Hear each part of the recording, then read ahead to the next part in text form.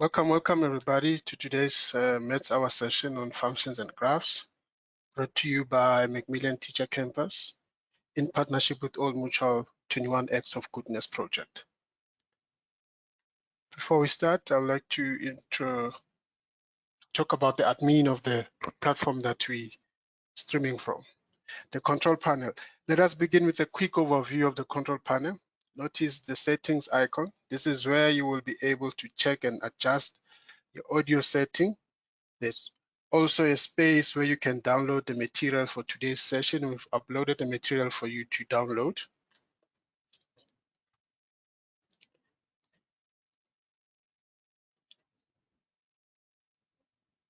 Next slide. We also have a chat function. If you click on the chat icon, it will open up a chat function where you can post all your questions and comments. We'd like you to engage with us under the chat. This is where you can put in your name, tell us which school you're from, which province you're from. Just engage with us. Now I'd like to introduce you to our presenter.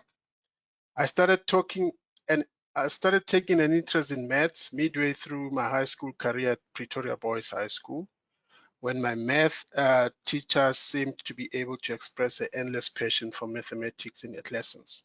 She inspired me to work hard in my advanced program mathematics and Cambridge mathematics courses before I was not motivated to do so. She was the reason I took such an interest in maths and caused me to realize the passion I had for the subject. As such, I understand the importance of a good teacher and the vital role that the teachers play in ensuring a better future for both the students and the society. I have also wanted to help people and spread the passion that I have for maths. Nothing feels as good as seeing that click in someone's eyes when I finally start understanding something they have been struggling with, especially with maths. So ladies and gentlemen, meet our tutor today, Tyrone King, second year actuarial science student. I matriculated in 2018, and this being so recent means I have good understanding of the work required of the student and can offer valuable tips and tricks to doing the best in the exams along the way. Tyrone, thank you so much. Handing over to you. Thank you very much for that lovely introduction. As you said, my name is Tyrone. I'm an actuarial student. I'm going to be trying to teach you maths today, a bit on functions. And I hope you understand something on this section, or at least gain a bit of better understanding of this section. So I'm going to start off with something that's not necessarily examinable, but I feel is very vital in understanding how functions and their graphs and everything links together. So let's start with functions here. And what people don't often explain is this, is that what do functions do? Why do we need them? Well, why we need functions is, a while back, mathematicians said, all right, how do numbers relate to each other when we do certain things to those numbers?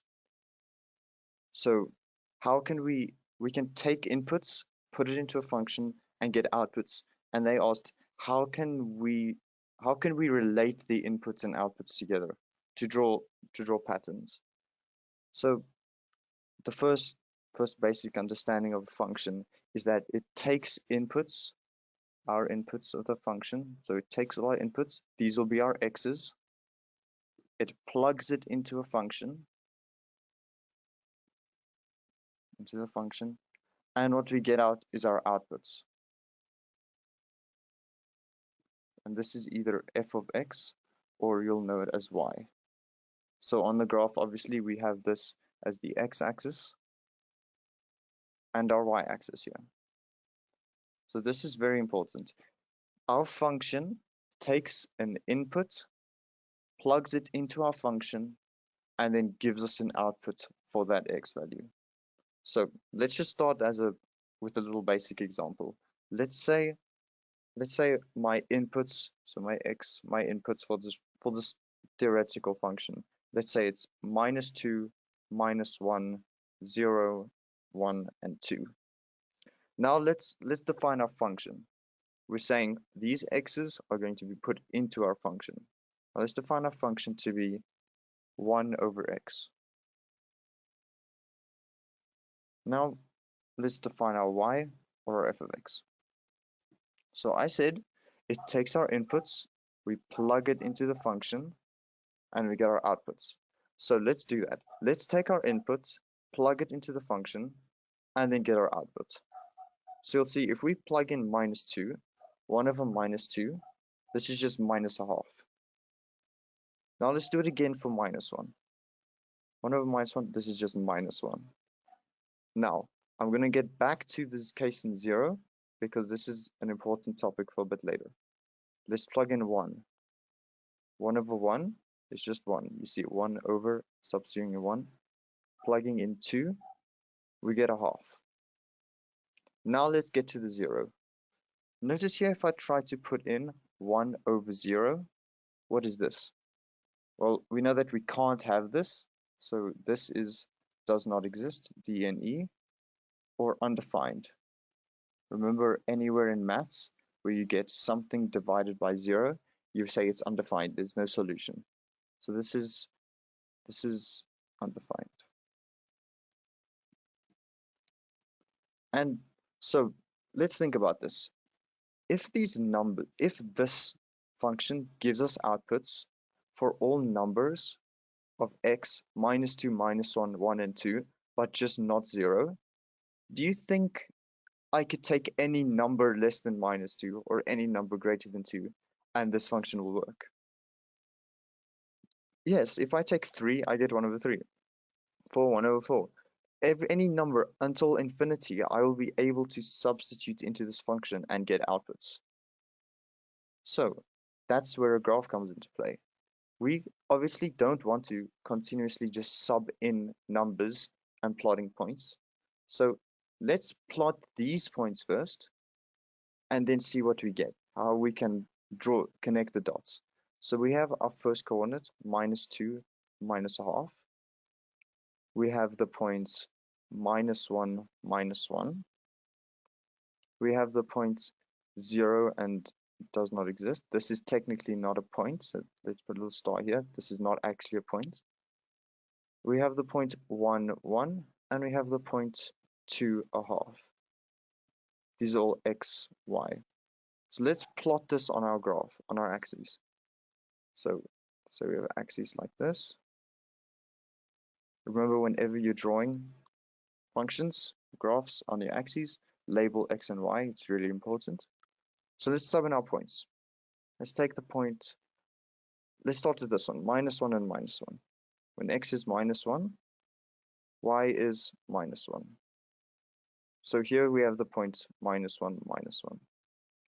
Now let's take the point -2, -1/2. So when x is -2, we have a number in between here, 0 and 1. This is -1/2. So this is the point -2, -1/2. Now let's sub in these points. When x is 1, y is 1. Let's get the point here. 1, 1. Now this point here, when x is 2, y is 1/2. So this will be somewhere here. Now connecting the dots, we know that this is undefined at here, so we know something weird is going to happen over here. So it turns out the graph looks like this. It does this, and it does something like this. Now notice here, this is your basic hyperbola from before. You know that this is just a normal hyperbola with asymptote at x is 0. Notice here that since when x is 0, we cannot find a definite number for the function to exist. So what we have is the graph never touches this line here. It goes closer and closer and closer and closer and closer, but in the end it will never actually touch. So this is the basic principles of how inputs, outputs, and functions relate to graphs. You'll see here I said, does it work for any number greater than 2 and any number less than -2? You'll see here it does, and not only do we see that it does, we can also say that if I take a point over here, let's say -4, by drawing a line to the graph, I can find the y value and the exact coordinates of this point. So functions are a really neat way of just finding patterns for numbers that exist where the inputs relate to the outputs in a very unique way. All right, now I want to bring in the definition of a function. And we said,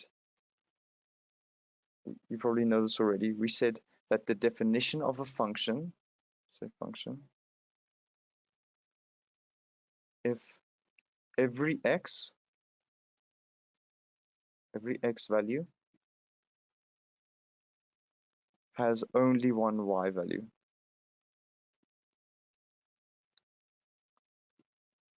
And how we're going to do this is we're going to do the vertical test. You're probably familiar with this vertical test.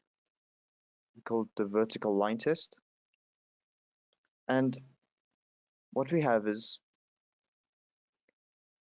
we're basically saying, let's check here. We said for every one x, there is only one y. So let's draw a line. This represents one x. Now, can we find only one point on the graph for this x value? There. Yes, we can. If we draw a line like this, notice this one x value only gives this line on the graph here. If we draw a line here, this one x value only gives this point here. So we can see that this is in fact defined well by a function. So onto our now first actual section of examinable content. Let's talk about some revision first. And this is mainly in the form of the straight line graph. So straight line graph, the straight line. And we say the straight line is defined in mainly one way. We say it's defined as y is equal to mx plus c. Now, I'm aware that some people are taught that it's y equals px plus q. Notice that in this case, p is just m and c is just q. This is the exact same thing. So whichever way works best for you, you can use. It's precisely the same thing. So what we know is from this is we know that m is our gradient. M gives us our gradient. And this we know from before is equal to, we can say m is y2 minus y1 over x2 minus x1. So here's a tool to calculate your gradient for you. We also know that if gradient is greater than 0, we know that the line is going to look something like this, and increasing. And we know that if m is less than 0, we know that the graph will look something like that, a decreasing line. We also know that our c, or our q here, is our y-cut. Now, you could also say, if you have a basic just straight line y equals mx, then the c is the up or downward shift. But for me, it's just easier to see that c is defined as the y-cut. So we also have another tool we have here is that how can we relate parallel and perpendicular lines to each other? So parallel and perpendicular lines. First, let's do parallel lines. Parallel lines, if I have a line y equals mx, that means that the gradient of the one line is equal to the gradient of the second line. So if I have two lines and the words say these two lines are parallel, then you know, take the gradient of the one line and make it equal to the gradient of the other line. Now, on to the next one of perpendicular lines. Perpendicular lines. For this, it's a bit more tricky. We have to use the definition m1 multiplied by m2 is equal to -1. And what we have is, let's take a function y equals 2x plus 3, and let's draw this quickly. This is roughly going to look something like this. Passing through the point 3, it's going to look something like this. But this is just very rough. I just want to demonstrate how the gradients are going to relate. So we see here that m1 is equal to 2. If I asked find a perpendicular line,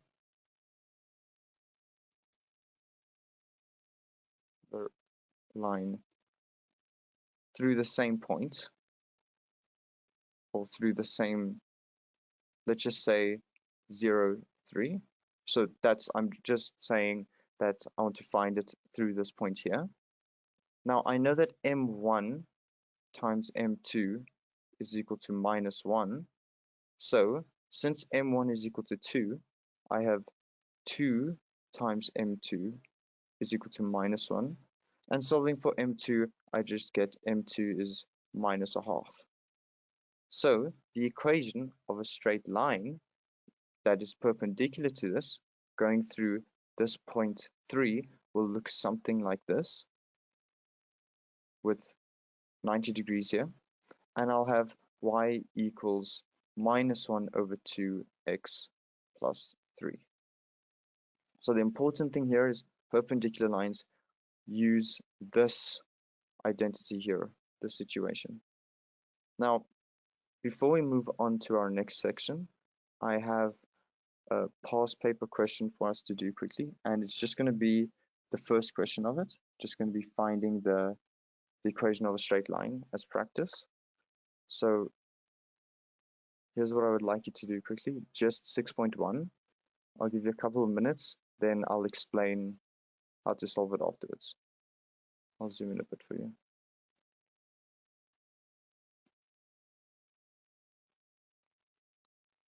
It's currently 17 past, so I'll give you 2 or 3 minutes to solve it.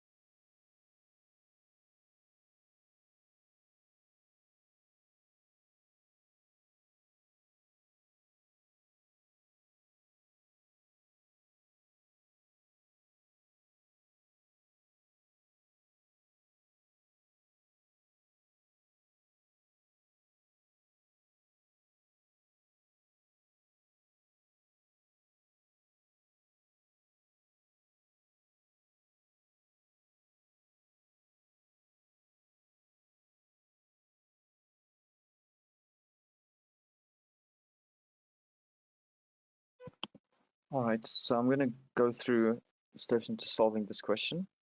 So let's first, what I like to do before answering all of these questions is thoroughly read through all the information they've given us and then make notes on the diagram they've given us. So it says in the diagram below, A and B are the x-intercepts of the graph f of x. So let's first look at this. A and B, we'll see that this is a parabola, x squared minus 2x minus 3, we'll get to this later. And it says these are the two x cuts. So notice here already that the x cut here is a point that goes both through the straight line and the parabola. This might be useful to us later. A straight line G, all right, so now we know that this is defined as a straight line. So what does that mean? That means that G is going to be in the form y equals mx plus c through A, right, there we have through this point, cuts f at c 4, 5. So here we have the point c 4, 5. So now we have a point when x is equal to 4, y is equal to 5. So what this is actually saying is g of 4 is equal to 5. The function value g at when x is 4, the function value is equal to 5. And the x and the y axis at 0, 1. All right, now we also have a point over here, 0, 1. So now we know that g of 0 is equal to 1. So the y coordinates of g at the x point 0 will be equal to 1. M is a point on F and N is a point on G such that Mn is parallel to the y-axis, Mn cuts x-axis at T. Alright, this we'll use later. For question 6.1 they say show that g of x is equal to x plus 1. So what do we have here? We have that it passes through a point here and a point here. Now we know that these 2 points exist, so we have the point 4, 5 and we have the point 0, 1. Now, how can we relate 2 points on a straight line? Well, what we can use is this tool here, that the gradient, right? So we say that m is equal to y2 minus y1, so 4 minus 5 minus 1, over x2 minus x1, and we have 4 over 4, and this is equal to 1. Now notice here, you can check that this is correct, because here we do have just one x plus 1. So we see here we're calculated this correctly. The gradient of this is actually 1. Now, what we can do is we can write it as y is equal to x plus c. Now, what did we say c was earlier? We said c was the y coordinate of the y cut. So c equals y cut equals 1. So g of x is equal to x plus 1. Now I'm just subbing into c over here, and that's how I get my answer here. Any questions on this? Anyone struggle with it or need some more explaining?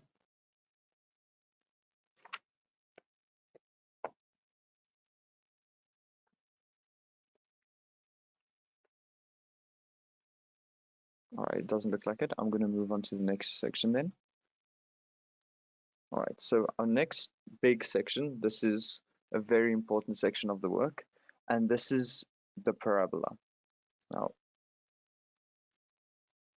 this is important because it confuses a lot of people just because of how weird it looks to deal with. But in essence, the parabola has 2 ways to write it. So the two methods we have, we can write it as, let me just zoom out of it. We can write it as y is equal to ax squared plus bx plus c, or we can write it as y equals a x minus p squared plus q. These are the only 2 ways that we can write a parabola. So what people get confused with is they don't know which one to pick. So they don't understand which one of these to use win.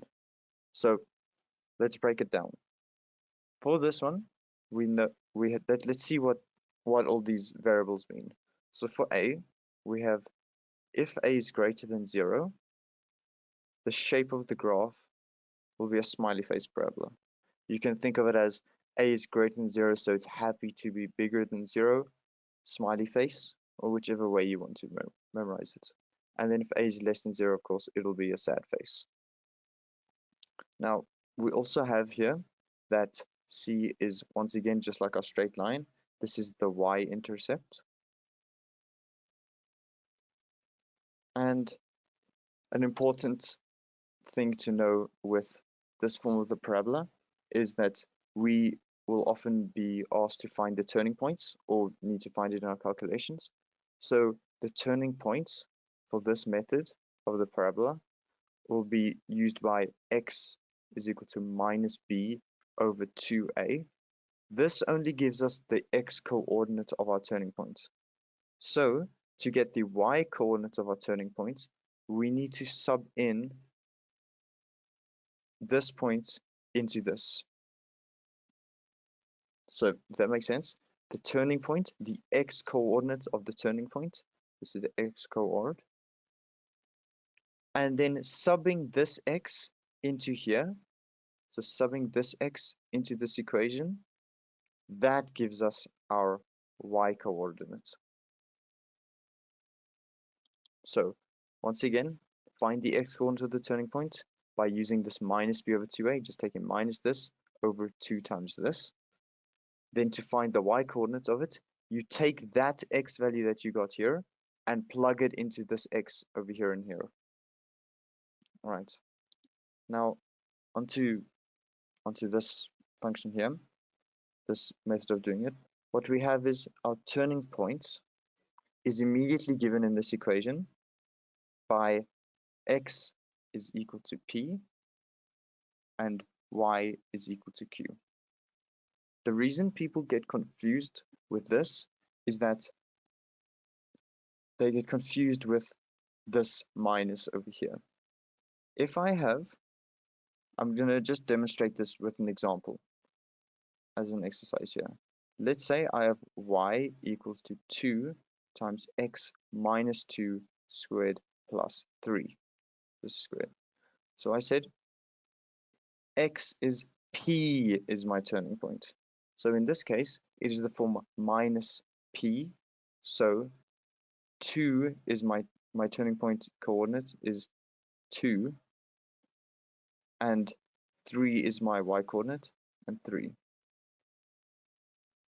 If it was y equals to x plus 2 squared plus 3, the turning points would be minus 2 and 3. And this is because I'm defining this function as x minus p.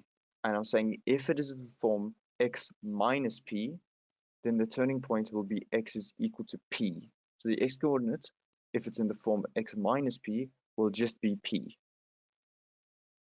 And the reason that is because say I have this x plus 2 is just equal to x minus minus 2. And notice here that this is in the form of this. So then minus 2 will be my x coordinate. So I have here, let's just sketch this quickly. So I have on my axes, I'm going to sketch this one here. On my axes,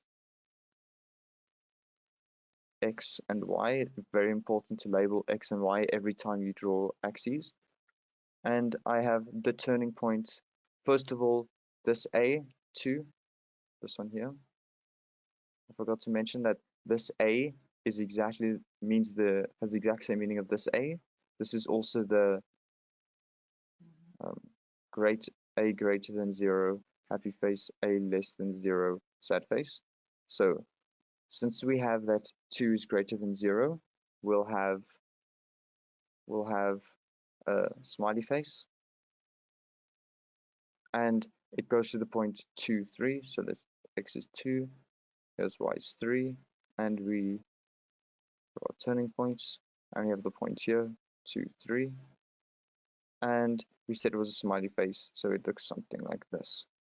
Now, when you actually draw this, you're going to have to find this y coordinate here, and that's just by substituting x is equal to 0. Now, for something like this, where it's 2x plus 2 squared plus 3, we said that the turning point is minus 2, 3.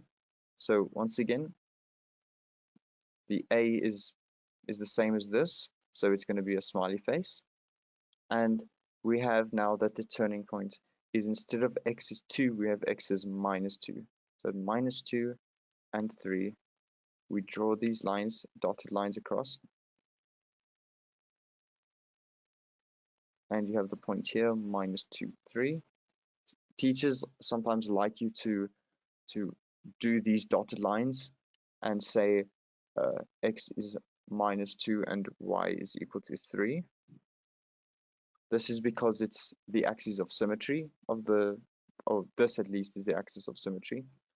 And this is a smiley face, so it looks something like this. So once again, in the test, you're going to have to find, if you're drawing it, this point here by just saying, making x equal to 0. So we can do that. We can say y equals 2 times 2 squared plus 3. This is equal to 8 plus 3. This is just 11. So this point is 11. All right. Now, I'd like to continue with this section, and we're going to talk about how to find the equation under different circumstances. So we say finding the equation. This is of a parabola.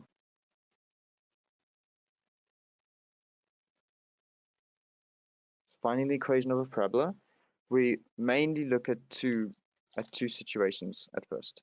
We say, what if there are two roots?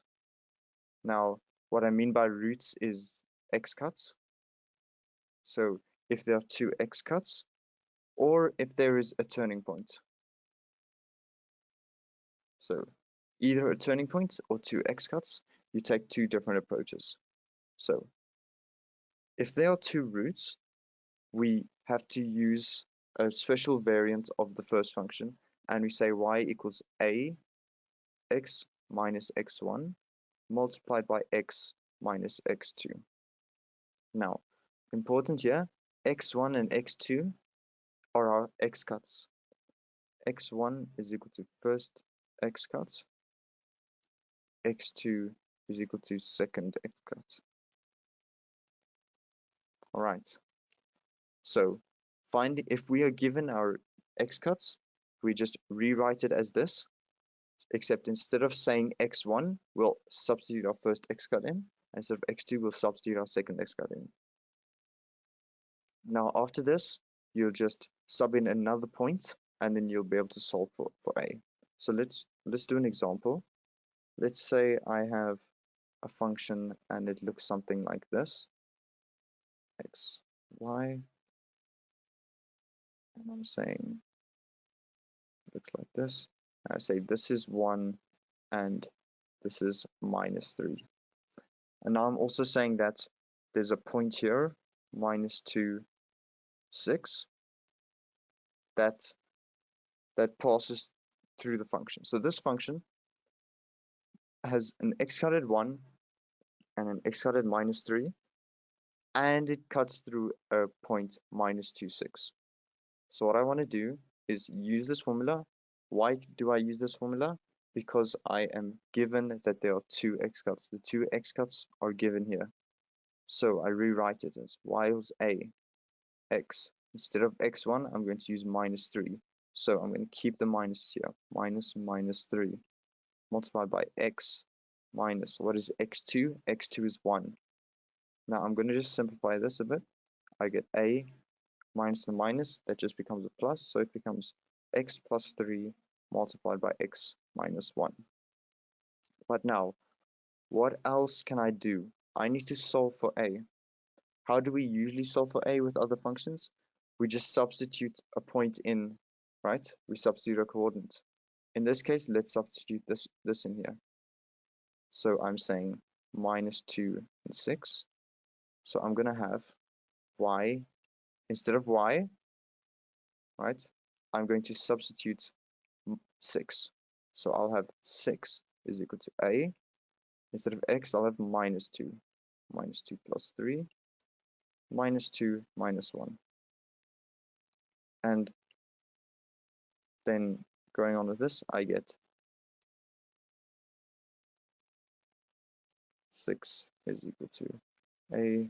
Minus 2 plus 3 is 1. Minus 2 minus 1 is minus 3. So I get 6 is equal to minus 3a. And then my a becomes minus 2. All right. Now I found a is equal to minus 2. Now what I'm going to do is I'm going to take this function here, but I'm going to say a is minus 2. So I'm going to rewrite it. I'm going to say y is equal to minus 2 x plus 3 multiplied by x minus 1. Then I'm going to multiply these two brackets out. I'm going to have minus 2 times x squared plus 2x minus 3 when you multiply these two brackets in together. And then the equation of my function is minus 2x squared minus 4x minus plus 6. And there's the equation of my function. All right. So using this method of 2x cuts, this is how you'll do it.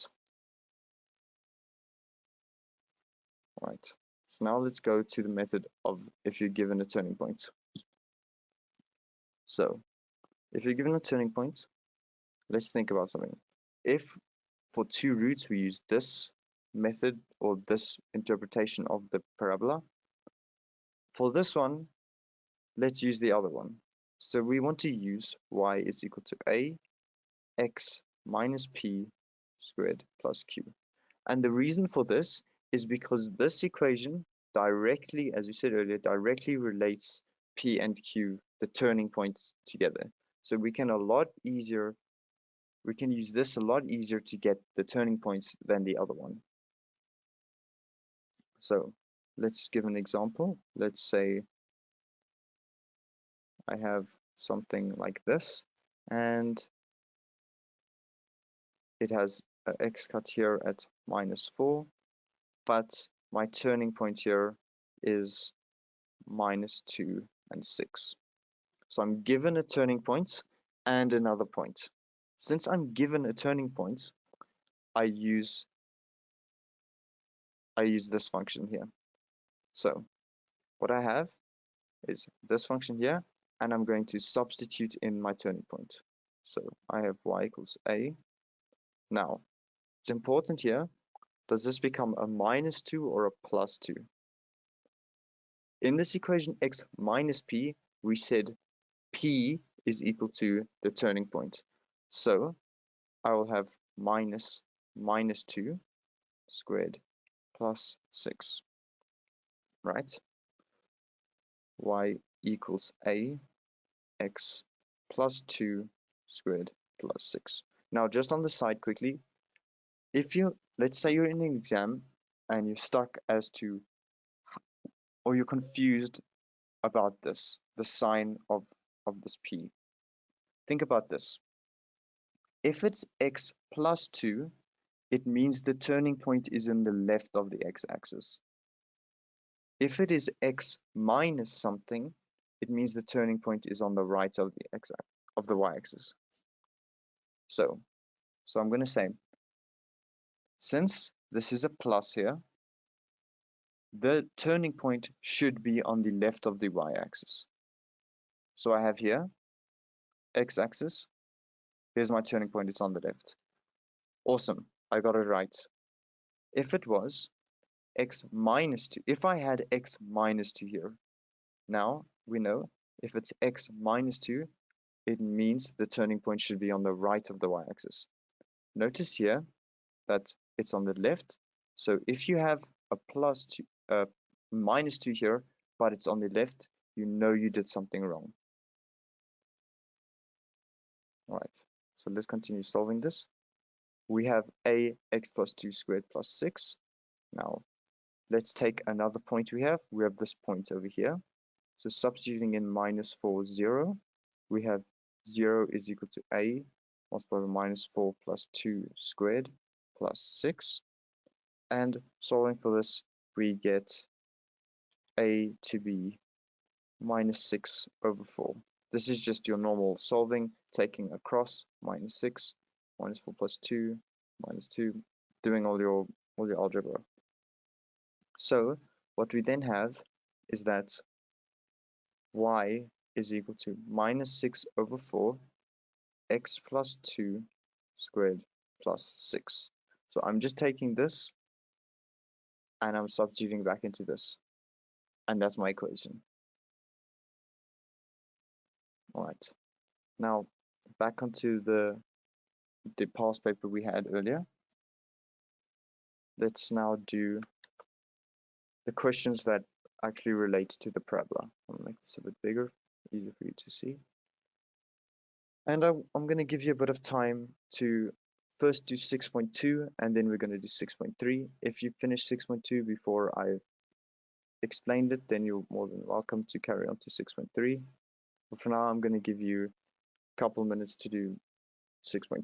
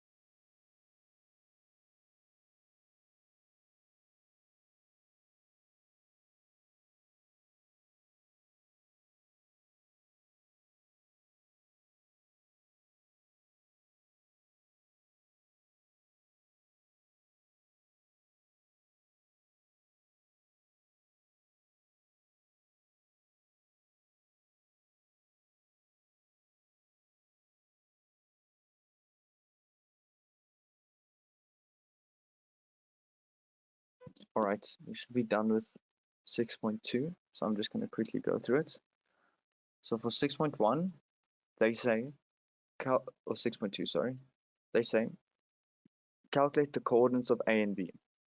So when we read this the first time, remember we said this is the x-cuts of the parabola. Now notice here, this is also an x-cut of the straight line. So to find A, you could have either solved the x-cut of the parabola or the x-cut of the straight line. But I would recommend, since you calculated the equation of the straight line, say it's not equal to this, use this, make sure you use the correct straight line equation, or just use this equation f(x) they give you. So how do you calculate the x-cuts of a function? You just make y equals to 0. So we have 0 is equal to x squared minus 2x minus 3. And with this, we solve that 0 is equal to x minus 3 multiplied by x plus 1, I believe, yes. And what we have here is that x is equal to 3 or x is equal to minus 1. So we have our two points here. Now this is only in terms of x, we do in terms of y. First though, let's label it here. This is the point 3 and this is minus 1. So obviously this is not going to be the point minus 1 and this is not going to be point 3. Just make sure you put the right one in the right place. So Here we see that these are all x cuts, so we obviously have y 0. So we have a is -1, 0, and we have that b is 3, 0. All right, any questions with that one? All right, give you a bit of time to do 6.3 then.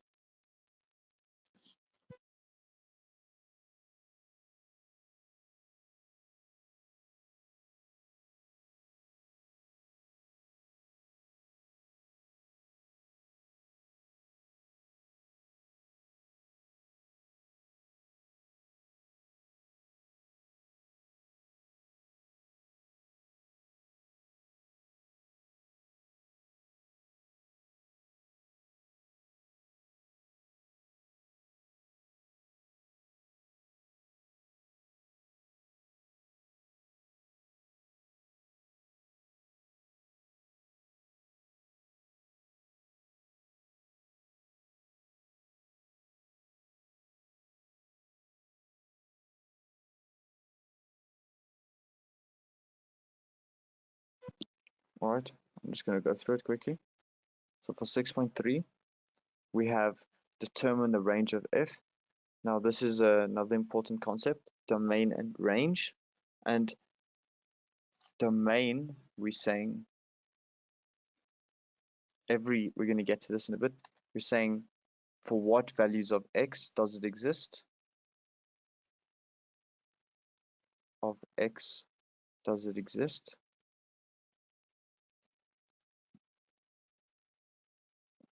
But with range, we're saying the other variable, what values of y does the function exist?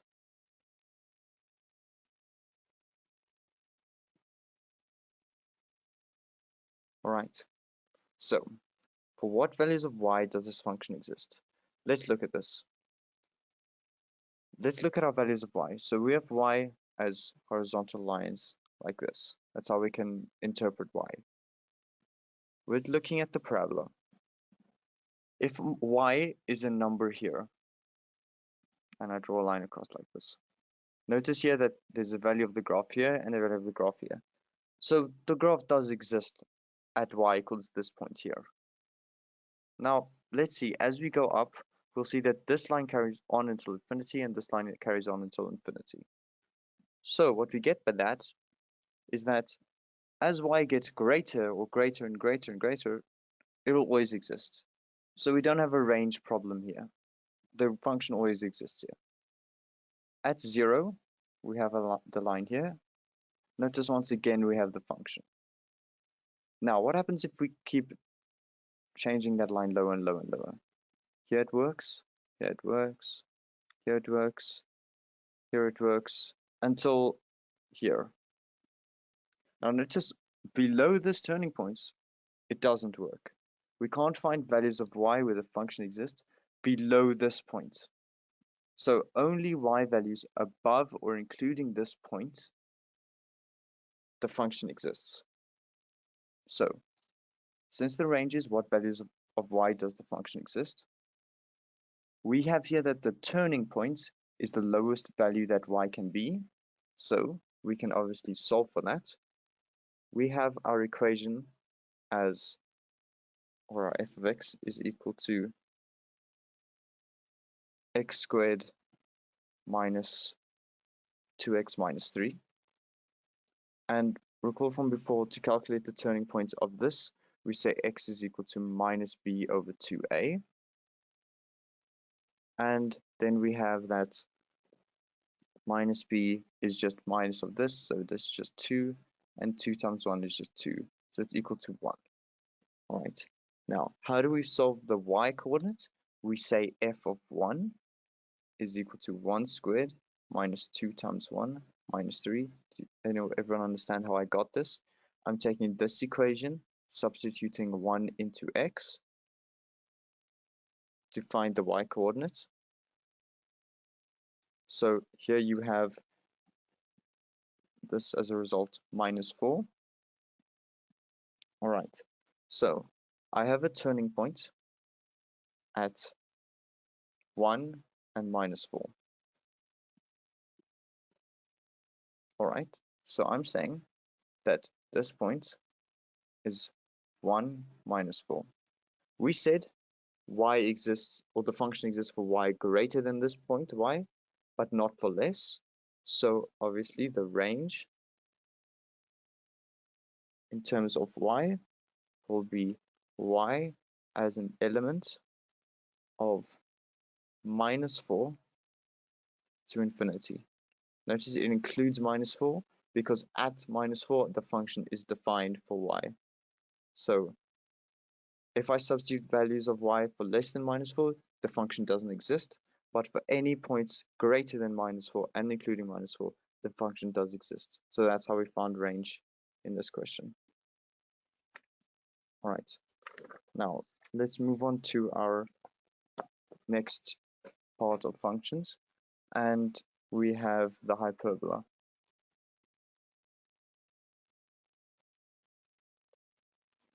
Now, for the hyperbola, we have general equation y equals a over x minus p plus q. And this is going to be our base elementary form of the hyperbola. So everything that we do in, all right, it said, someone says to find the range, you have to find the turning point if not given. For all parabolas, yes, that's how it's going to be. So the question once again, if the question gives a parabola and they're asking for range, you will always have to either calculate the turning points or it will be given to you. So you have to be able to calculate the turning point to determine the range of a parabola. If let's just say, for instance, let's say the function was something like this. You would still have to calculate the range of the parabola because now the range would be everything from here and downwards, right? So it turns out whatever parabola you have, the range will always be either, if it's a decreasing parabola, will be from the top point down, or if it's an increasing parabola, it will be from the bottom point upwards. All right, so that clears things up a bit. All right, so back to the hyperbola. This is going to be our bare bones definition of it. So everything we do is going to relate back to this. So let's talk about it. Let's look at A. A once again determines our shape. If A is greater than 0, we will have a parabola in these two quadrants here, quadrant 1 and quadrant 3. If A is less than 0, our graph will be in the other quadrants. Our graph will be in this quadrant and this quadrant. All right, so that's the shape of the graph out of the way, determined once again by A. And now let's talk about our P here. P is going to be our vertical asymptote.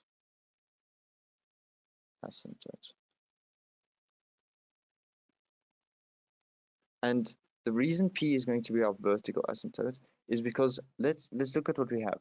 If we have A over 2 minus 2, notice here that here we have A over 0.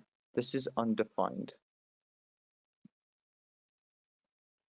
So we have here, if x is equal to p, then it's undefined, right? Here we had 2 minus 2. So surely if x is equal to p, then I can say x minus x, and this will be 0, right? So that is why p is our vertical asymptote, and the function does not exist where x is equal to p. Because if x is equal to p, we have a case where it's something over 0, and something over 0 is not solvable, we just get undefined. So we have an asymptote there. Now, for q, we have a horizontal asymptote. Here. So just like p is our vertical asymptote, Q will be our horizontal asymptote. So Q will actually move this baseline up or down depending on, of course, whether this is a positive or a negative. Now I want to talk about a little useful tip here is the domain of a hyperbola is always x element of R, but x cannot equal to P. So when they ask you to find the domain of a hyperbola, this is how it's always going to be. And then the range is always going to be just like this, y element of real numbers, but y cannot equal to q. This is because at P we have a vertical asymptote. The graph does not exist there, but it exists everywhere else. And we have the range. Where does y exist? It exists everywhere except where y is equal to q. Another useful tip for this is for the axes of symmetry.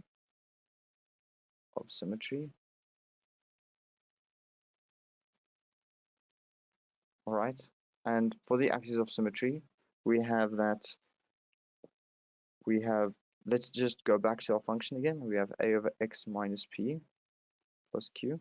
Now, since the graph looks like this, notice that it is symmetrical. If I draw a line like this, y equals x, it is symmetrical. And if I draw a line like this, it is symmetrical. So there are two axes of symmetry for hyperbola.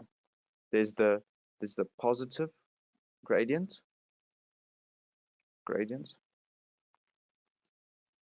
so this one, and the negative gradient. So this one's the negative and this one's the positive gradient. To find the positive gradient, we're going to do a little sneaky trick here. We're going to take just this. We're going to write it as y is equal to x minus p plus q. So we just take this bottom piece here, we just ignore the a, we rewrite x minus p plus q. And this gives us our positive gradient. Now for our negative gradient, we're instead of taking it like this, we're going to say y equals a, let's just rewrite it. We're going to group this together. We're going to put a minus here and then take this. So we have y equals minus x minus p plus q. All right, so for the positive gradient, you just take this part, x minus p plus q. For the negative gradient, we just take minus x minus p plus q. So we're just putting a minus in front of this denominator here. All right. Now, with that, I have a practice question that we can all do. And this is, once again, also from a past paper. And here it is. Question 5. I'd like to actually do the entire question because all of this is relevant to what we've just done. And I think it's good practice. So I'll give you a bit of time to do this. It shouldn't take too long.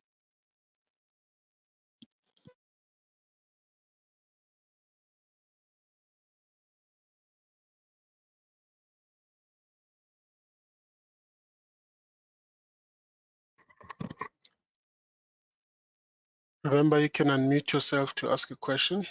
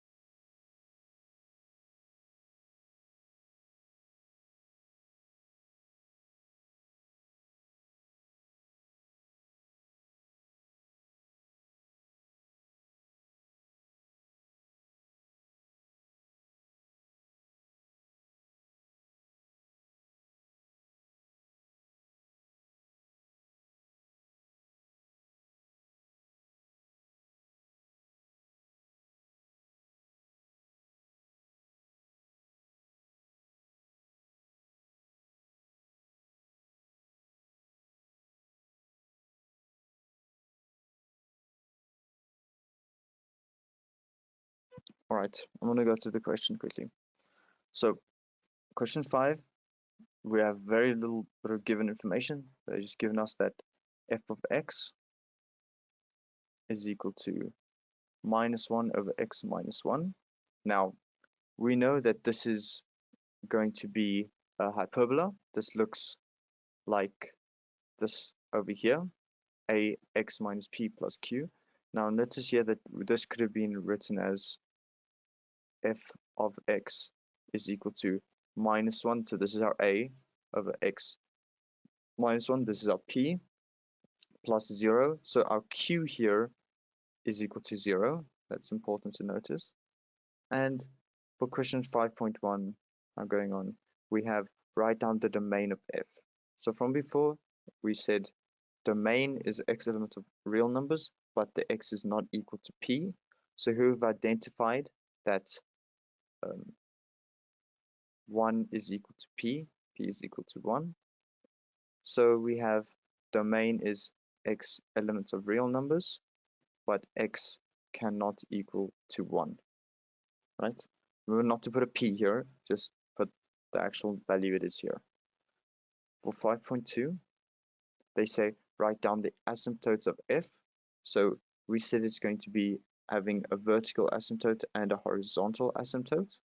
And we said the vertical asymptote is p and the horizontal asymptote is q. So our asymptotes are going to be x is equal to 1 and y is equal to 0. Here we have this is x equals p, y equals q. P is 1 and q is just 0. Right. All right. So this is just taking from earlier and just subbing in. Now we also have 5.3 and it says sketch the graph of x, clearly showing all turning points, all intercepts. So what we have is, let's find the x-cuts, and to do this, remember we make y equal to 0. So we say 0 is equal to -1 over x minus 1, and solving for this, we have that this does not exist. Notice that if we multiply both sides, we just get 0 is equal to -1, and this raises questions. We have no idea what this means. This means nothing. This doesn't work. So finding the y cuts, then, if x cuts don't exist, we make x equal to 0. We say y is equal to -1 over 0 minus 1. Notice here, I'm just taking this formula here, and instead of an x, I'm substituting a 0. So I have y is equal to 1. So now I'm going to sketch it.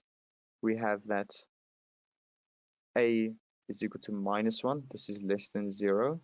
So what quadrants are it's going to be in? It's going to be in this one here and this one here. So let's draw our graph. We have, it's very important, you get deducted marks for this in the test if you do not label this as x and this as y. Very important, label into your axes. And we said that it has a y cut at 1. We know that it has a vertical asymptote at x is equal to 1. So it's important to draw that in as well. We have x is equal to, one second. We have x is equal to 1 as our vertical asymptote. And we know that the shape looks something like this. So what we do is we draw in like this, and we draw it like this. And remember your little arrows here indicating that it carries on until infinity. So there we go. That's our graph with everything labeled.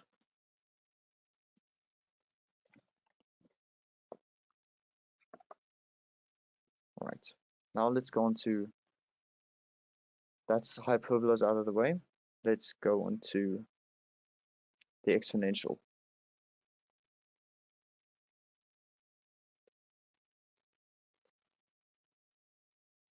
All right. So for the exponential graph, we have our base form here, y equals a x minus p plus q. Now, our q here is both an asymptote and a vertical shift again, and a shift, right? What is the equation what was the equation? Minus 1 over x plus 1. Are you asking for what the new vertical asymptote be? The new vertical asymptote will be minus 1. All right, so the question is f of x is equal to minus 1 over x plus 1. Remember that I said the formula in terms of x minus p. So this is the same issue as the parabolas, and it is that I can rewrite this as minus 1 over x minus minus 1. Now this makes it a bit easier because then this will be my p-value and this will be my asymptote. So it's important to think about if this is defined as x minus p, where p is the asymptote, then I need to get the function in terms of plus as a minus here.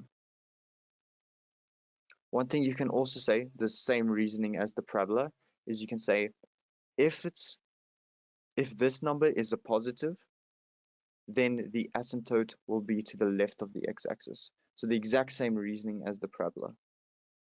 If this number is a negative here, it means that the asymptote is on the right. What you can also do is to find the asymptote, you can just make the denominator equal to 0. So you'll see that for this one, minus 1 over x minus 1, the denominator is x minus 1, so x minus 1 equals to 0, and we have that x is equal to 1. Maybe this will be easier to do. So denominator equal to 0. For your question, it will be minus 1 over x plus 1. Our denominator here is x plus 1. So to find the vertical asymptote, we say x plus 1 equal to 0, and we have x is equal to minus 1. Whichever way you'd like to do it, as long as you get the right answer. So, but that's the same reasoning as the parabola, where if you had x plus 2, the coordinate, the turning point will be on the left of the y-axis. And if it was x minus, it would be on the right. Because notice here that if the denominator is equal to 0, that means we can't, anything over 0 is undefined, right? So if we can find when the denominator will be equal to 0, that's when we can find the asymptote. That's when we can find the function doesn't exist. Right. Hope that cleared it up a bit for you.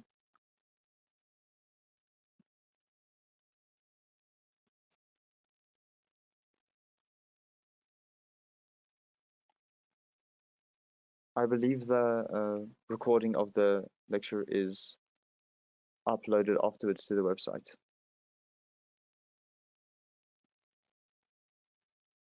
All right. So for the exponential function here, we have that the base function is y equals a to the x minus p plus q.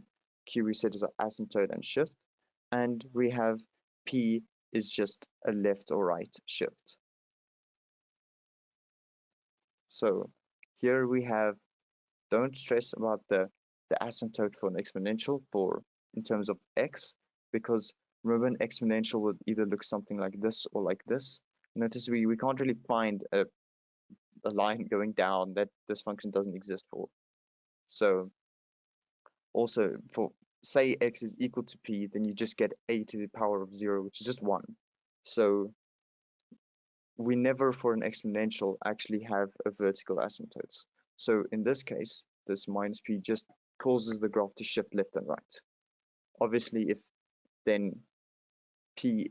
this becomes minus 2, it will once again, just like the parabola and hyperbola, shift right. And if this is plus 2, it'll shift 2 units left. I'll demonstrate that in a bit. All right. So let's just give a bit of information. Our shape is A. Once again, A determines the shape of our function. If A is greater than, now instead of 0, we have 1. If A is greater than 1, it will be an increasing one that looks like this. If A is less than 1, but still greater than 0, we have that it will look like this. Now, we also have our domain and range calculation again. So our domain for every exponential, remember we said there's no vertical asymptote, so we don't have to worry about x values where it doesn't exist. So we can just say x elements of real numbers. It turns out that for every x this function is defined. And for our range, we have y as an element. Remember we're saying it doesn't exist at q, so we're saying q to infinity. So notice both don't go below q. Let's say this is q. I'll line q here. Both are above q, so they both exist for numbers above q. This is circle brackets because it can't be equal to q. All right. So let's talk about a shift here. Let's say I have y equals to 2x minus 2 plus 1. All right. So, and then let's go again. Different color here. Y equals 2x plus 2 plus 1. This one, they both have the horizontal asymptote is as plus 1, y equals 1. They both have it y equals 1. Y equals 1. But this one, minus 2 will be shifted more units to the right. So it looks something like this. This one will have it shifted more units to the left. So it will look at something like this.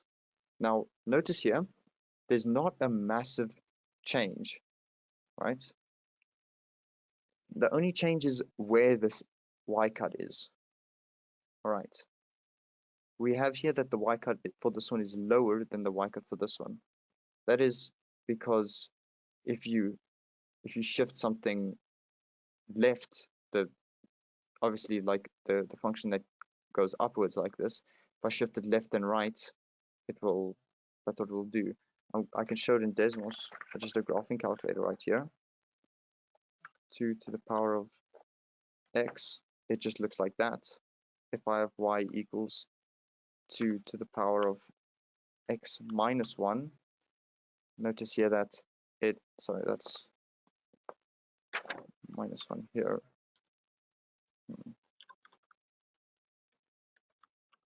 Notice here that the blue one is shifted right, so this will be lower. And then I can also say y equals 2 to the power, brackets, x plus 1. So we have that here's the base y equals 2x. Notice this is shifted, this says x minus 1, so this is shifted 1 unit to the right. You'll see that it does that. Notice here that this one, the blue one is always more to the right than the red one, right? So x minus 1 means shift 1 unit to the right. And for y equals 2x here again, we'll show the transformation to x plus 1. So it will move 1 unit to the left. We have it moving 1 unit to the left. Is the equation we have the same as abx Not necessarily. That is just a function where you're multiplying your shape of a straight line. That's just a straight line. Notice here we have a to the power of x minus p. So a to the power of x minus p will be an exponential function, and y equals a times bx plus c, or plus q, you say, this is not a, unless you mean that a to the power of bx, unless you mean a to the power of bx plus q, something like this. Do you mean this one?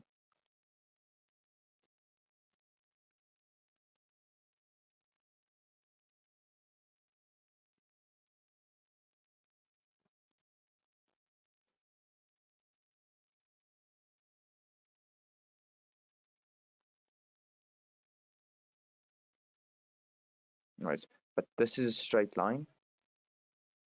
This is still an exponential.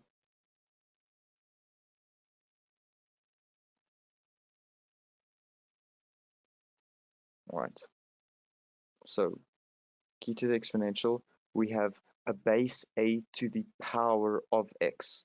So as x increases, it's like if I say 2 to the power of x and I say x is 2, then I'm 2 squared. If x is 3, I'm saying 2 cubed. To the 4, I'm saying 2 to the power of 4. So that's very different to 2 multiplied by 4. All right. So I'm just going to summarize here. I'm going to say, so 2x minus 2 is 2 units right,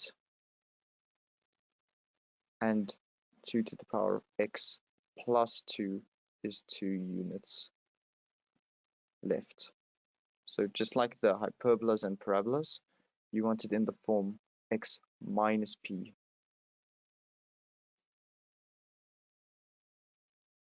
Right.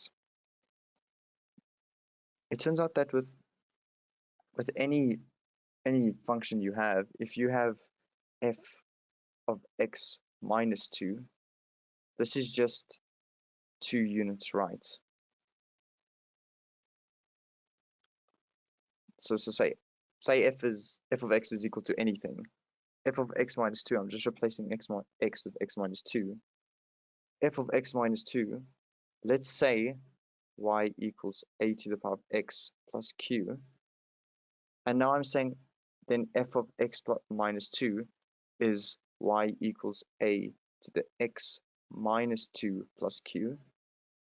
And if I'm saying this means 2 units to the right, then ax minus 2, this is just this function, but instead of x, I have x minus 2. So it will also just be 2 units right. Just like f of x plus 2 will mean 2 units left. If f of x is equal to, say again, a to the x plus q, then f of x plus 2 is equal to a to the x plus 2 plus q. So here we have again that this is what we have here, and this means x plus 2, so 2 units to the left. All right. Do you understand that? Or would you like me to explain it a bit more?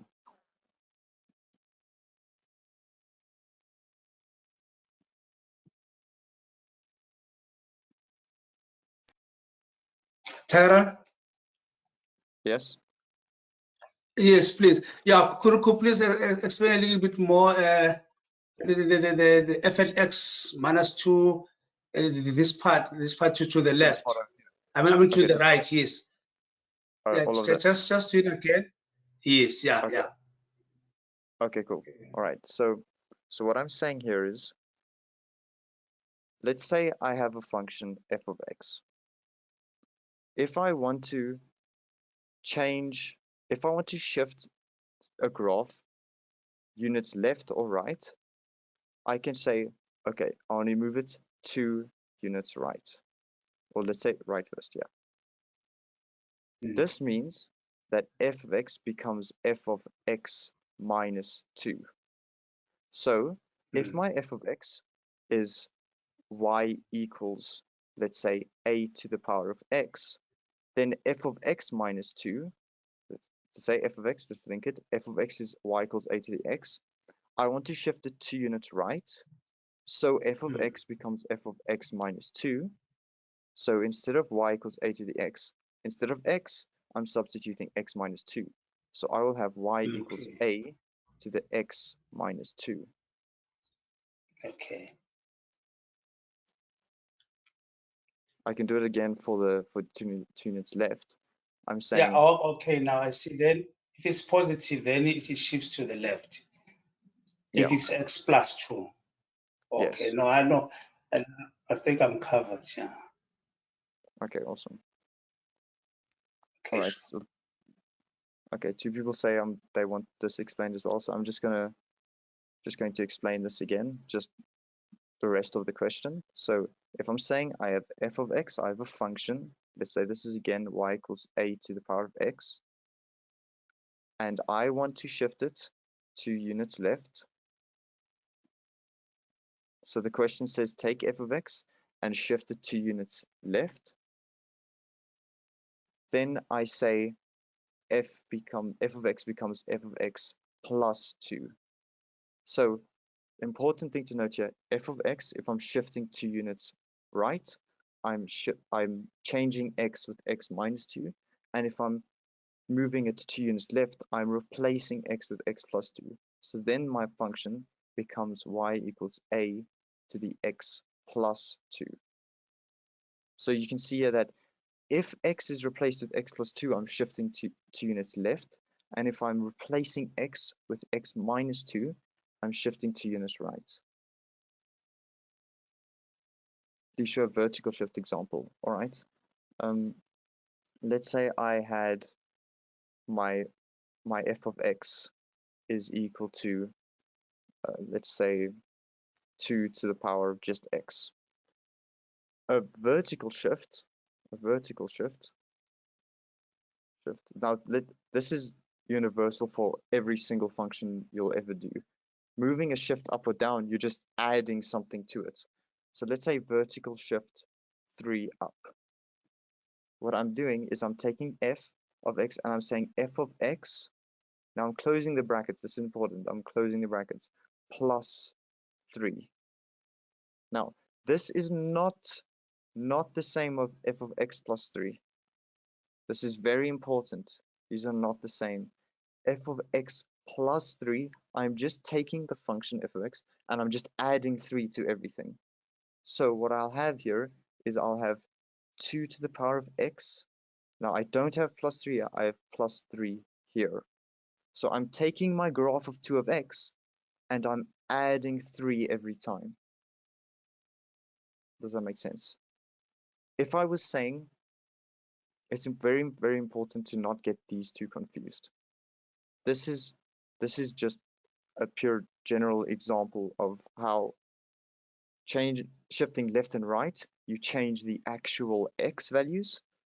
And if I'm shifting up or down, okay, let's say I'll do a vertical, let's say vertical shift, let's say 4 down. Now, if 3 up, I was adding 3, let's just say f of x is equal to 2 to the x. What do you think shifting 4 down will be? I will just have f of x minus 4. So I'll have 2 to the power of x minus 4 over here. So, but it's very important to not confuse f of x minus 2 with f of x minus 2.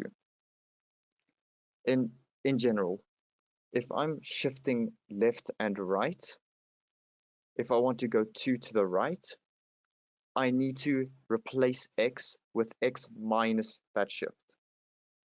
If I want to shift 2 units left, I replace x with x plus that amount.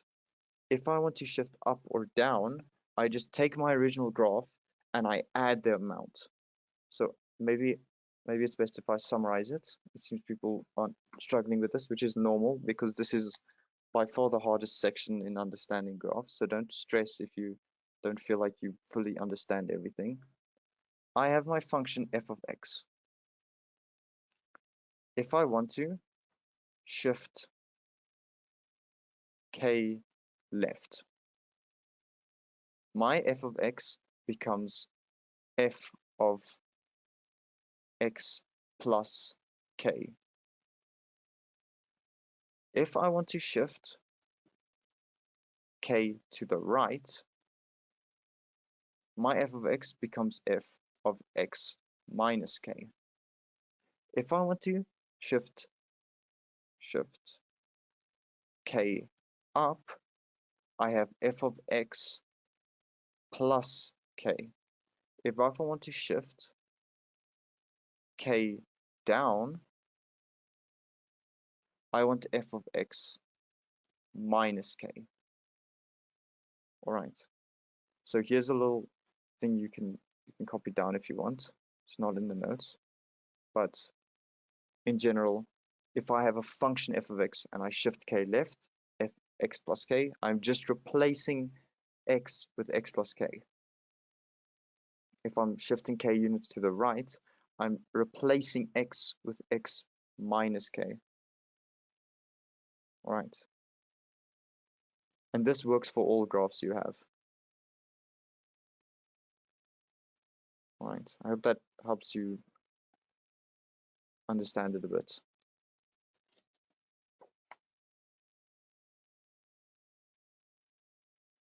All right. Now I'm going to go to one of the last sections today, and this is more reflections translations, and I'm going to talk about reflections.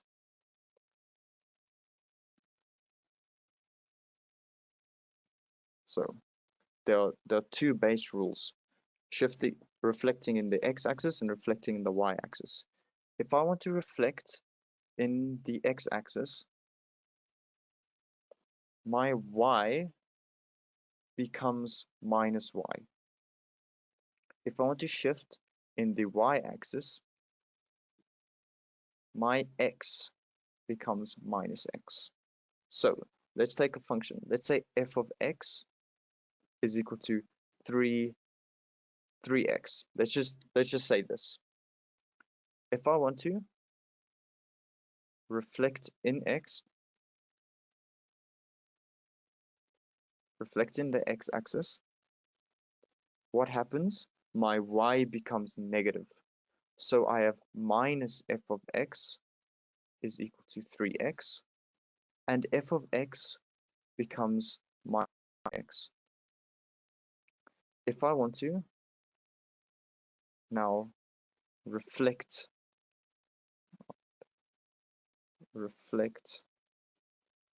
in y-axis, I make x negative x, right? Reflecting in x over here, I took y and made it minus y, but then you want to write it in terms of f of x, not minus f of x, so you just divide both sides by minus. But if I'm reflecting in the y-axis, I want x to become minus x. So I have f of x, y stays the same. I still have 3. Now, instead of x, I have minus x. So I have 3 times minus x. Now, this is just minus 3x. Now, don't think that just because these two are equal, that it will always be the same. A reflect in the x is not always a reflect in the y. Let's say I have f of x is equal to 3x squared. Now, this is still a function. This is a parabola. Let's say, once again, let's say reflect in x-axis. I'm going to do the same. I'm going to add, because it's a reflection in the x-axis, I'm going to make y negative. I have minus f of x is equal to 3x squared. And then I have f of x is equal to minus 3x squared. All right. Now, to get from here to here, I just multiply both sides by minus 1. What if I want to reflect this in the x-axis or in the y-axis? Well, in y-axis means that x becomes minus x, right? So I have f of x stays the same. This becomes 3 times. Now instead of x, I have minus x squared. Now, what happens when I square root minus x? This just becomes x squared. All right. So notice here that these two are not the same. These are not, they might be the same sometimes, but often they're not the same. All right.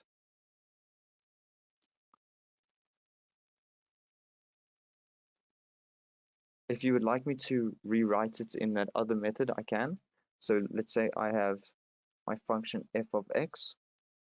If I want to reflect in x-axis, it becomes minus f of x. If I want to reflect in y-axis, my f of x becomes f of minus x. Do you understand the difference here? For an x-axis, I'm changing the y value. I'm just multiplying the function by minus throughout. But if I'm reflecting in the y-axis, I'm just making x negative. So everywhere there's an x, I'm replacing it with a minus x.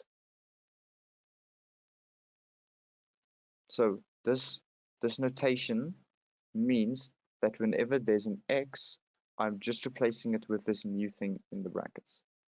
So here's another summary for you. All right. So now that brings us to another part of the work, and that is minimum and maximum lengths. So min slash max lengths.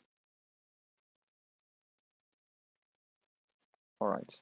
So for min max lengths, you've probably seen these questions before. They'll give an equation, they'll give you your graph, x and y, and they'll say there's a parabola or something, and then there's a line like this, right? And for this sake, I'm going to say f of x is my parabola is equal to minus x squared plus 4. Just for sake of this, minus x squared plus 4. And for this, I have y is equal to minus x. All right. Now, let's say there's a line drawn here, point A, and there's a point here, B. And the question is, find max of AB, and usually they technically have to say this. They say AB parallel to y-axis. Right, so AB has to be parallel to the y-axis for you to be able to do this. And they're saying finding the max of AB. Now, A and B are not fixed points. I can draw, by them saying the minimum and max, they're saying A can be any point here. I can draw a line like this, I draw a line like this, I can draw a line like this, but the lengths of these lines will be different, obviously. So I need to find the points where this line will be a maximum. Let's first figure out how to get an equation of the line.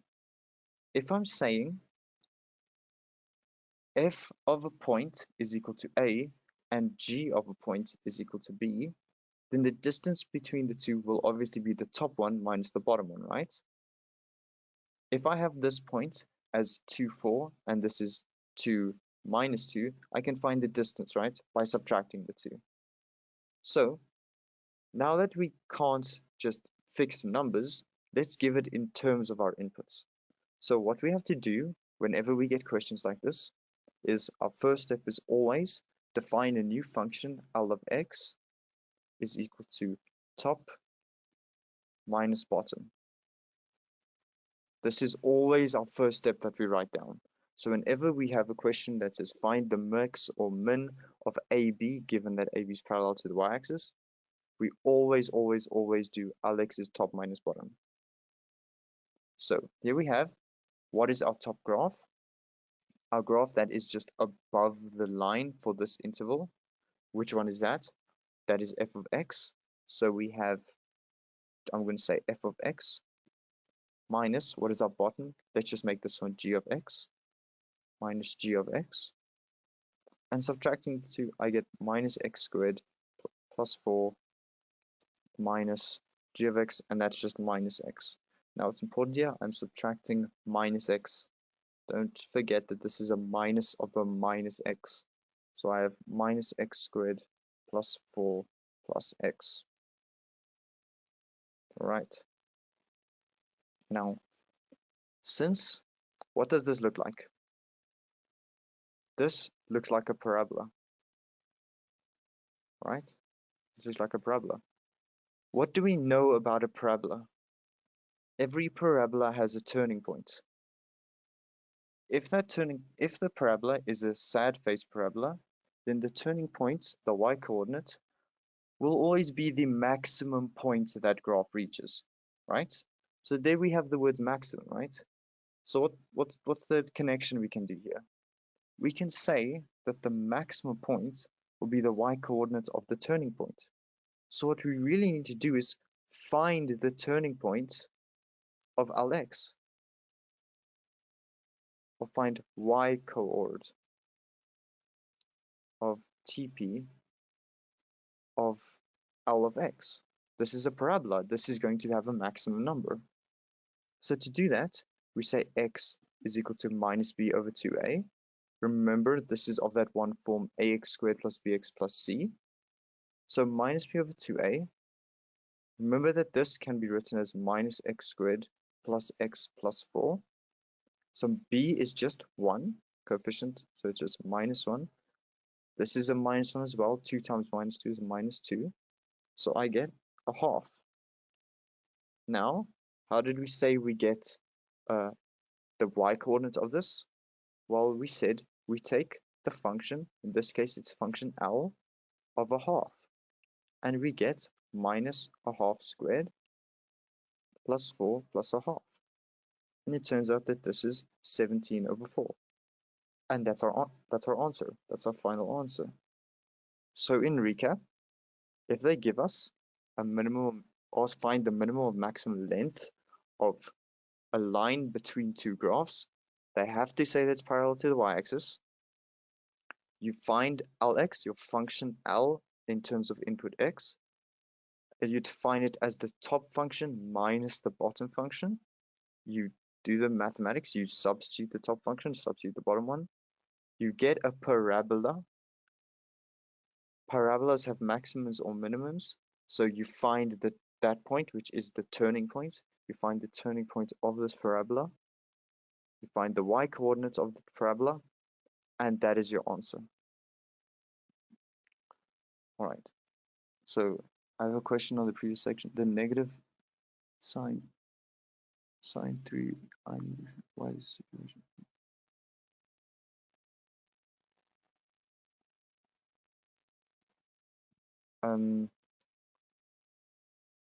Are you talking about this one? All right, so if I'm reflecting on the x-axis, what changes is my f of x becomes a minus. Like we said here that if I'm reflecting in the x-axis, f of x becomes minus f of x. So here I have f of x. This becomes minus f of x. That's the only thing that changes. So I'm just multiplying the equation by minus. All right. When I'm reflecting in the y-axis, I'm just making x minus x. So remember here that 3 times minus x all squared is the same as 3 times minus 1 squared times x squared, right? This is just your rules of just your algebra. And remember that minus 1 times minus 1 is just equal to 1 because the minuses cancel out. So this should be 3 times x squared.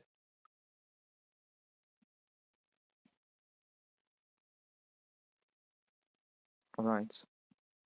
That's why the minus disappeared, because I'm multiplying, I'm squaring a negative. Whenever you square a negative number, it becomes positive. What's actually true is that -1 to any even number is just equal to 1. So any negative number raised to an even power will just be the positive version of that power, right? All right, now let's go on to our next part. This is the final part, and this will be on just analyzing graphs. So let's say I have my x and y axis here, and I'm going to define 2 functions for you. I'm going to define f of x to be a parabola that looks like this. So this is f of x. I'm going to define a straight line through here. Actually, let me just do this in a different color. So I'm going to define another line that is going to be going through here. And this is my g of x. And these are the questions where they ask you things like, for what values of x,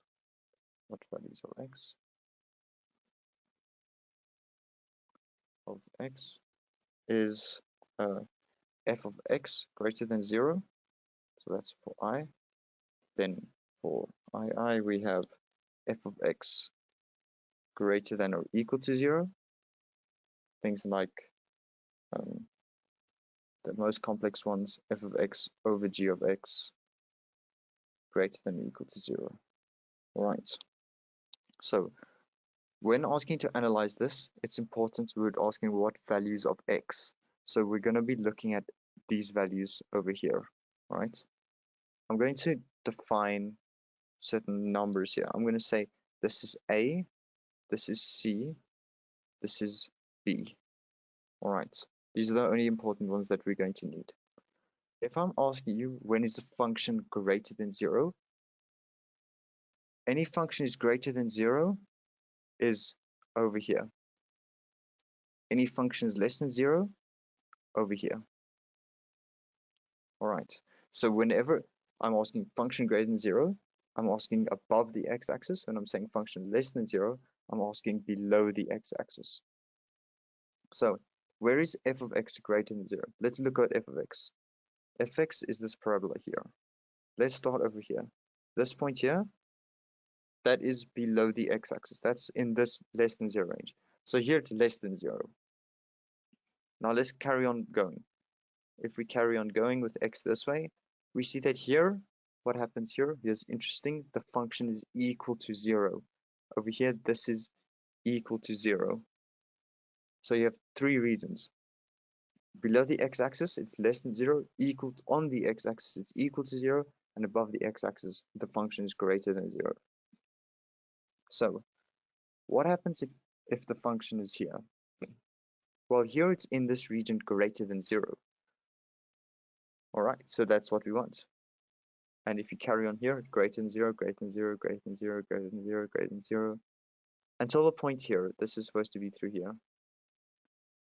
Over here, it's 0 again. That means we stopped satisfying this property here, f of x greater than 0. When we go down here, this is again in the region less than 0. All right, so what we have is that f of x for I, f of x is greater than 0 for x as an element here to here, right? When we went from left to right and we checked here it was satisfied, here it was satisfied, and then here it wasn't. A to B. Notice here that it's not equal to 0, so we don't put the actual including. We don't include it. For 2 though, it's asking us the exact same thing, except it's asking us to include the points where it is equal to 0.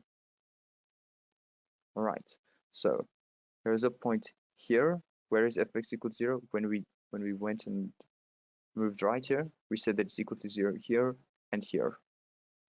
Now what we do is we say x is an element of square brackets a, b. Because between the points a and b, the function is greater than 0, but at the points a and the point b, the function is equal to 0, which is fine. All right, now let's look at 3. 3 is the hardest one, and it says f of x over g of x is greater than 0. Now here we have a fraction. F of x, let's break down. When is a fraction greater than 0? Fractions can either be plus over a minus, plus over a plus, minus over a minus, or a minus over a plus, right? The signs of the fractions. Plus over a minus, this becomes a minus. Plus over a plus, this becomes a plus. Minus over a minus becomes a plus. Minus over plus becomes a minus. So when they're asking you when the fraction of the two becomes greater than 0, they're asking you to find one or two of these four where this holds. So we want this greater than 0, so we're looking at these ones. The end result must be greater than 0. So what we do is we select this one and we select this one, because when a plus is divided by a plus, it becomes a plus, and when a minus is divided by a minus, the end result is a minus. All right, so now what we can do is we reword the question. We can reword it to for what x is, all right, f of x greater than equal to 0 and g of x greater than 0. I'll explain to you why it's not equal to in a bit. Or where f of x is less than equal to 0 and g of x is less than 0. So where both of these things happen at the same time, or where both of these things happen at the same time. All right. So let's look for these cases. So let's look where f of x is greater than 0 and g of x is greater than 0. So we have fx and we have g of x.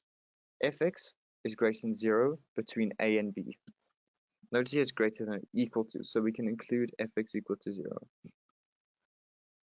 So we have between the points a and b, f is greater than 0. What about g? G over here is less than 0, right? Less than 0, less than 0, less than 0. Here it's equal to 0. What about after this point? Here it's greater than 0, right? So we can see that for x greater than c, g of x is greater than 0, right? So for x less than this point, take a point c here. For x less, it's going to be negative or below the x-axis, and for x above, it's going to be on this part, right, above. So if we're asking where is, let's go back here, f of x and g of x greater than 0, well, where is that? That is between c over here and b, right? Here is where they're both greater than 0, right? So we have x as an element from c to b. Don't worry about the brackets yet, I'll explain this.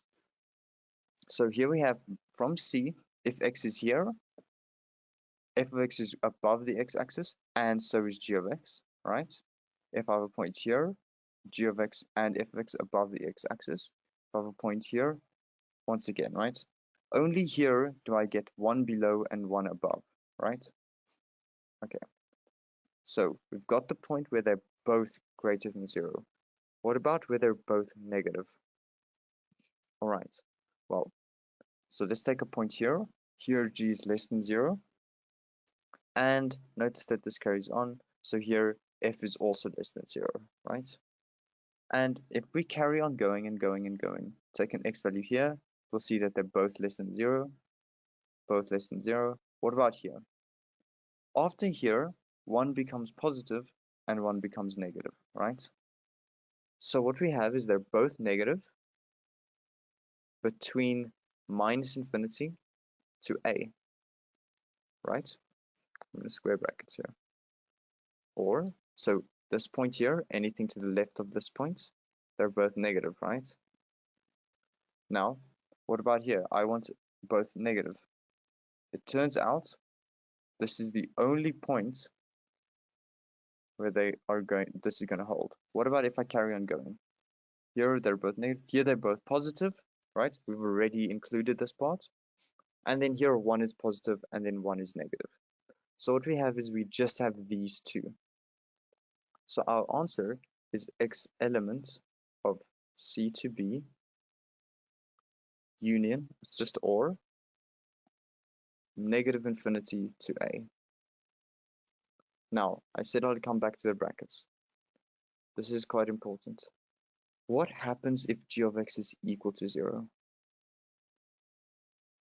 If g of x equals to 0, I have f of x over 0. What is this? This is undefined. So, I can include all values where f is 0, but I cannot include values where g is equal to 0. Because if g is equal to 0 at point C here, the function thus becomes undefined, right? So what I have is that it's these two intervals, but I may not include C because at C, g is 0, and that becomes undefined. So that's why this is an open brackets here. All right. That's the end of the lesson on this. There are additional past questions that you can do in the document attached. Mr. Sibanyoni wants to just say something before the lecture ends, so just stay where you are. Thank you so much, Tyron. Thank you so much for everyone who tuned in. Just to let you know what's happening with the program. Next week, Monday to Thursday, we have sessions that will be taking place same time from 3 up until 5. So I want to share this with you quickly.